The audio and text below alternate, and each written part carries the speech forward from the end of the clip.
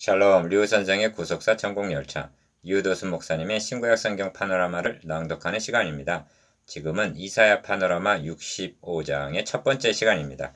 새하늘과 새 땅을 창조하신 요절은 17절 보라 내가 새하늘과 새 땅을 창조하나니 이전 것은 기억되거나 마음에 생각나지 아니할 것이라. 65장의 중심은 새하늘과 새 땅에 있습니다. 보라 내가 새하늘과 새 땅을 창조하나니 하십니다. 17절 이는 재창조의 역사 즉 하나님의 나라 회복을 가리킵니다. 이는 이사야서의 주제일 뿐만이 아니라 신구약 성경 전체의 대주제이기도 합니다. 문맥적으로 보면 선지자가 여호와여 일이 이러하거늘 주께서 오히려 스스로 억제하시리이까 주께서 오히려 잠잠하시고 우리로 심한 괴로움을 받게 하시리이까 한 64장 12절의 탄원에 대한 응답이라 할 수가 있습니다. 하나님은 보라 내가 새 하늘과 새 땅을 창조하나니 이전 것은 기억되거나 마음에 생각나지 아니하리라 하고 17절 응답하시는 것입니다. 그런데 재창조의 핵심은 하늘과 땅에 있는 것이 아니라 잃었다가 찾은 백성임을 명심해야만 합니다. 그렇다면 선민 이스라엘이 메시아 언약을 배척하는 마당에 하나님의 나라를 어떻게 이루시는가? 나를 구하지 아니하던 자 1절 즉 이방인들과 야곱 중에서 씨를 내며 9절 즉 이스라엘 중 남은 자를 통해서 이루신다고 말씀하십니다. 이를 세 단원으로 나누어 상고하겠습니다. 첫째 단원 1절에서 7절 빼앗길 자와 얻게 될 자, 둘째 단원 8절에서 16절 남은 자가 있으리라. 셋째 단원 17절에서 25절 하나님과의 관계가 회복됨. 첫째 단원 1절에서 7절 빼앗길 자와 얻게 될 자. 나는 나를 구하지 아니하던 자에게 물음을 받으며 나를 찾지 아니하던 자에게 찾아냄이 되었으며 내 이름을 부르지 아니하던 나라에게 내가 여기 있노라 내가 여기 있노라 하였노라. 1절 1. 첫째 단원의 중심점은 나를 찾지 아니하던 자에게 찾아냄이 된다는 데 있습니다. 1절 중반절 나를 구하지 아니하던 자 나를 찾지 아니하던 자란 1절 이방인들을 가리키는 말씀입니다. 즉 구원이 이방인들에게 옮겨지게 될 것을 말씀합니다. 선민 이스라엘이 반역하고 63장 10절 믿지 않는다면 12절 하나님의 나라 건설은 이루실 수가 없단 말인가. 이 점을 사도 바울은 어떤 자들이 믿지 아니하였으면 어찌하리요 그 믿지 아니함이 하나님의 믿부심을 패하겠느냐 즉 하나님의 계획을 패하게 할 수가 있단 말이냐.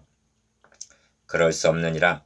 사람은 다 거짓되되 오직 하나님은 참되시다 할지어다. 로마서 3장 3절에서 4절 즉 기어코 이루시고야 만다는 것입니다. 이 64장 9절에서 구와 혼이 보시 없어서 했는데 내가 여기 있노라 내가 여기 있노라 하는 응답은 1절 하반절 나를 구하지 아니하던 자 나를 찾지 아니하던 자 즉 이방인들에게 몫이라는 것입니다. 주님께서도 하나님의 나라를 너희는 빼앗기고 그 나라의 열매 맺는 백성이 받으리라 하셨습니다. 마태복음 21장 43절 바울은 본문을 인용하여 또 이사야가 매우 담대하여 이르되 나는 구하지 아니하는 자들에게 찾은 바 되고 내게 문의하지 아니하는 자들에게 나타났노라 하였다고 증거하고 있습니다. 로마서 10장 20절 3. 이를 어찌하여 매우 담대히 말한 것이라는가? 바울 자신이 이방인들에게 복음을 증거하면서 유대인들이 당한 박해를 생각했기 때문일 것입니다. 바울과 바나바가 담대히 말하여 가로되 하나님의 말씀을 마땅히 먼저 너에게 전할 것이로되 너희가 버리고 영생 얻음에 합당치 않은 자로 자처하기로 우리가 이방인에게로 향하노라 말씀합니다. 사도행전 13장 46절 주님께서 하나님의 나라를 너희는 빼앗기게 되리라 말씀하시자 자기들을 가리켜 말씀하신 줄 알고 잡고자 했다는 것입니다. 마태복음 21장 45절 이로보건대 이사야가 이렇게 예언함은 맞아 죽을 각오를 하고 매우 담대히 한 말씀이라 할 수가 있습니다. 4. 성경이 참으로 경이로운 것은 구원이 이방인들이 옮겨지게 될 것이 모세가 죽기 전에 행한 마지막 설계에 벌써 나타나 있다는 점입니다. 그들이 하나님 아닌 자로 나의 질투를 일으키며 그들의 험한 것으로 우상 나의 진노를 격발하였으니 나도 백성이 되지 아니한 자로 그들의 시기가 나게 하며 우준한 민족으로 그들의 분노를 격발하리로다 말씀하십니다. 신명기 32장 21절 이렇게 말씀하는 신명기 32장에는 반석이라는 말이 8번이나 등장하는데 자기를 구원하신 반석을 경홀히 여겼도다. 너를 낳은 반석은 너가 상관치 아니하고 하고 신명기 32장 15절, 18절 구원을 빼앗기게 되는 원인이 메시아 언약을 저버렸기 때문임을 말씀합니다. 5. 선지서에는 공통적인 구조가 있습니다. 그것은 소망과 절망의 사이클이 반복되고 있다는 점입니다. 선지자를 상고할 때에 이 점을 주목해 보시기를 바랍니다. 인간의 행위라면 절망일 수밖에 없으나 하나님이 행해 주실 메시아 언약에 소망이 있음을 반복적으로 강조하기 때문입니다. 이를 분별하지 못하면 선지자가 이랬다 저랬다 하는 것처럼 여겨져서 혼란에 빠지게 됩니다. 하나님은 자기 팔로 스스로 구원을 베푸시며 하고 소망을 말씀합니다. 59장 12절에서 62장 12절 그런 후에 63장 1절에서 65장 7절까지 절망을 말씀합니다. 이는 그리스도의 구속에는 소망이 없음을 드러내기 위해서입니다. 6. 내가 종일 손을 펴서 합니다. 2절 상반절 손을 벌리는 것은 달려와서 그 품에 안기라고 아버지가 자녀에게 행하는 자세입니다. 바울은 이를 인용하여 이스라엘을 대하여 가라사대 순종치 아니하고 거스려 말하는 백성에게 내가 종일 내 손을 벌려놓으라 하셨느니라 합니다.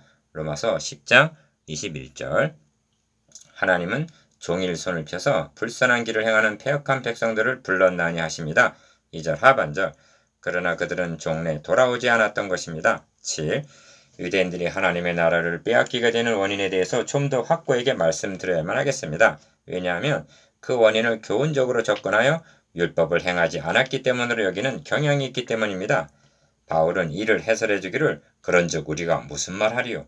의를 좇지 아니한 이방인들이 의를 얻었으니 믿음에서 난 의요 의의 법을 좇아간 이스라엘은 법에 이르지 못하였으니 어찌 그러뇨? 이는 저희가 믿음에 의지하지 않고 행위에 의지함이라 말씀합니다. 저들은 믿음보다 행함을 더 강조했기 때문이라 말씀함을 유념하시기를 바랍니다. 즉 메시아 언약을 믿지 않았기 때문이라는 것입니다. 그런 후에 이사야 8장 14절과 28장 16절을 함께 인용하여 기록된 바 보라 내가 부딪히는 돌과 거치는 반석을 시온에 두느니 저를 믿는 자는 부끄러움을 당치 아니하리라 함과 같으니라 하고 로마서 9장 30절 33절 믿지 않고 부딪혔기 때문이라 말씀합니다. 무엇을 믿지 않았다는 말인가? 시온에 두신 반석 곧 그리스도입니다. 복음입니다. 결정적인 죄 우상숭배 1. 이 점이 계속되는 말씀에 분명히 나타납니다. 저들은 종일 팔을 펴고 기다리시는 하나님께 돌아오지 않은 것만이 아니라 곧 동산에서 제사하며 벽돌 위에서 분향하여 내 앞에서 항상 내 노를 일으키는 백성이라 3절 즉 우상을 숭배하고 있었던 것입니다. 하나님은 그리스도를 통해서 복을 주시려고 하는데 이를 거절하고 우상을 통해서 복을 받으려 했다는 것은 메시아 언약을 배척했다는 명백한 증거였던 것입니다. 2. 벽돌 위에서 분향했다는 지적도 무심한 표현이 아닙니다. 왜냐하면 바벨탑 사건 때도 이에 벽돌로 돌을 대신하여 하고 창세기 11장 3절 이를 드러내고 있기 때문입니다. 하나님은 너가 내게 돌로 단을 쌓거든 다듬은 돌로 쌓지 말라. 너가 정으로 그것을 주면 부정하게 함이라 하고 출애굽기 20장 25절 인공적인 것을 감히하지 말라고 금하셨습니다. 왜냐하면 그 번제단에 드려지는 제물이 다름 아닌 그리스도의 구속사역에 대한 예표이기 때문입니다. 거기에 무엇인가 가미하듯 정을 가한다면 다른 복음이 되기 때문입니다. 3. 그들이 무덤 사이에 앉으며 은밀한 처소에서 지내며 돼지고기를 먹으며 가증한 물건에 국을 그릇에 담으면서 사람에게 이르기를 너는 너의 자리에 섰고 내게 가까이 하지 말라 나는 너보다 거룩함이니라 하나니 이런 자들은 내 코에 연기어 종일 타는 불이로다 합니다. 4절 5절 이는 뒤로는 가증한 일 우상 숭배를 행하면서 겉으로는 거룩한 척하는 위선적인 신앙의 면모를 보여주고 있습니다. 은밀한 처소에서 가증한 일을 행한다는 말씀은 4절 주님께서 화 있을진저 외식하는 서기관들과 바리새인들이여 하고 마태복음 23장 25절 책망하신 말씀을 연상하게 합니다. 또한 너는 너의 자리에 섰고 내게 가까이 하지 말라는 것은 위선적인 면을 나타내고 있는데 이는 바리새인들이 어찌하여 너희 선생은 세리와 죄인들과 함께 잡수시느냐 하고 마태복음 9장 11절 비난한 것을 연상하게 합니다. 4. 이런 외식과 위선은 불신자들을 염두에 두고 하신 말씀이 아닙니다. 이는 도리어 믿는 우리들의 특성일 수도 있습니다. 베드로가 이방인들과 함께 먹다가 할례를 주장하는 자들이 온다는 말을 듣고 물러가자 바울이 베드로를 면책한 것도 이 외식 때문이었습니다. 바울은 사람이 의롭게 되는 것은 할례를 통해서 얻었다는 말이냐? 아니다. 유대인이나 이방인이나 오직 예수 그리스도를 믿음으로 말미암는 줄 아는 거로 우리도 그리스도 예수를 믿나니 하고 갈라디아서 2장 16절 증거합니다. 이를 믿는 자라면 자신에게 자랑할 것이라고는 아무것도 없는 것을 인식하게 됩니다. 5. 보라 이것이 내 앞에 기록되었으니 내가 잠잠치 아니하고 반드시 보응하되 그들의 품에 보응할지라 하십니다. 6절 7절 안에는 보응이란 말이 3번이나 강조되어 있습니다. 너희의 죄악과 너희의 열조의 죄악을 함께 7절 상반절 보응하시겠다 말씀합니다. 그 죄악은 그들이 산 위에서 분향하며 작은 산 위에서 나를 능욕하였음이라 한 7절 중반절 우상숭배입니다. 6. 우상숭배하면 우리와는 상관이 없는 양 여길 수가 있습니다. 왜냐하면 외관으로는 우상을 숭배하고 있지 않기 때문입니다. 그렇다면 이와 같이 저희가 여호와도 경외하고 또한 어디서부터 옮겨왔든지 그 민족의 풍속대로 자기의 신들도 섬겼더라. 열왕기하 17장 33절 즉 하나님도 섬기고 우상도 섬기는 혼합종교가 되었다는 말씀을 생각해 보시기를 바랍니다. 그리고 신약성경이 그러므로 땅에 있는 지체를 죽이라. 곧 음란과 부정과 사욕과 악한 정욕과 탐심이니 탐심은 우상 숭배니라. 이를 인하여 하나님의 진노가 임하느니라 하고 골로새서 3장 5절 6절 탐심을 우상 숭배라고 규정을 하는 것과 결부해서 생각해 보시기를 바랍니다. 어떻게 되면 이런 혼합종교로 전락하게 되는가? 어찌하여 탐심을 우상 숭배라 하는가? 그것은 분명합니다. 복음을 잃어버리고 신본주의에서 인본주의로 타락했기 때문입니다. 그렇다면 현대교회도 우상 숭배라는 치명적인 죄에서 자유로울 수가는 없다 하겠습니다. 둘째 단은 8절에서 16절 남은 자가 있으리라. 여호와께서 이같이 말씀하시되 포도송에는 즙이 있으므로 혹이 말하기를 그것을 상하지 말라. 거기 복이 있느니라 하나니 나도 내 종들을 위하여 그같이 행하여 다 멸하지 아니하고 8절 1. 둘째 단원의 중심점은 다 멸하지 아니하고 8절 야곱 중에서 씨를 남겨주시겠다는 데 있습니다. 9절 밤마다 밤나무 상수리나무가 뱀을 당하여도 그 그루터기는 남아있는 것 같이 거룩한 씨가 이 땅의 그루터기라는 말씀입니다. 6장 13절 10장 21절 22절에서도 남은 자 곧 야곱의 남은 자가 능하신 하나님께로 돌아올 것이라. 이스라엘이여 너의 백성이 바다의 모래 같을지라도 남은 자만 돌아오리니 하십니다. 이 남은 자들을 가리켜서 나의 종들이라 말씀합니다. 나의 종들이라는 말이 7번이나 나옵니다. 남은 자의 교리는 우리로 하여금 오늘날 주여 주여 하는 모든 자가 구원에 이를 수가 있는가 하는 경각심을 갖게 합니다. 2. 포도송에는 즙이 있으므로 혹이 말하기를 그것을 상하지 말라. 거기 복이 있느니라 하나니 나도 내 종들을 위하여 그같이 행하여 다 멸하지 아니하고 하십니다. 8절 여기서 포도송이는 이스라엘 전체를 가리킵니다. 그 포도송이가 상했는데 그런 중에도 얼마간의 좋은 알갱이 즉 남은 자가 있다는 것입니다. 그 한 알갱이도 땅에 떨어지지 아니하리라는 말씀입니다. 아모스 9장 9절 3.